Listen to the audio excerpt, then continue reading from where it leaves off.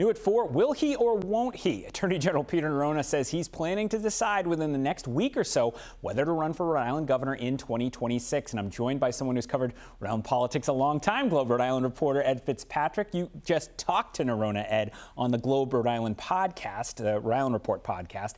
Great to have you in studio.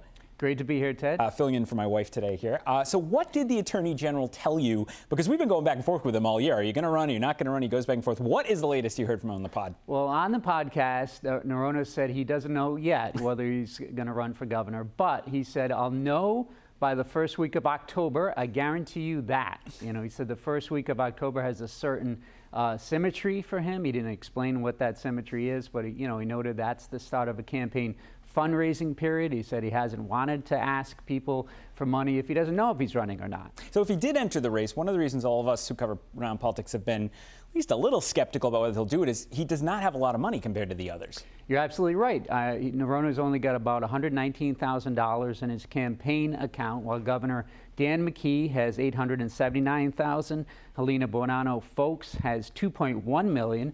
They've both announced they're running. Meanwhile, House Speaker Joe Shekarchi, who hasn't decided whether to run, has $3.85 million. But Neronha said he would be able to raise the money. I challenged him on that. He said, yeah, I could run a competitive campaign. He says, if I turn the lights on, I'll get them on fast. AG never lacks for confidence, that's for sure. So we just had a poll. First time we've seen anyone try to test a four-way hypothetical primary for governor. The methodology, I think, could have been a little different there, but we'll take it for now as the only data we have. How did Neronha do in that poll? Neronha was in second place. He was at 15%. Governor McKee was ahead at 18.5%. Folks was third at 14.3%, and Shekarchi was fourth at 7.3%.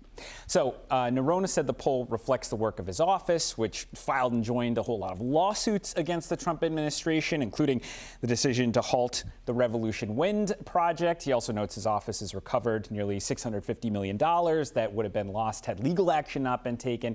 I believe at one point he said, folks has to find something to talk about to get your attention. He says he's going to run on his record. So he sounds like a candidate when you're listening to him. But did he talk about the reasons he wouldn't run? He did. Neronha said several times that he still has to figure out what's best for him and for his family. You know, he said that if he were governor, it would be hard for him to see his sons. One lives in Dallas, one's in Chicago. He's 61 years old, and he said he and his wife have to figure out what they want to do in their 60s.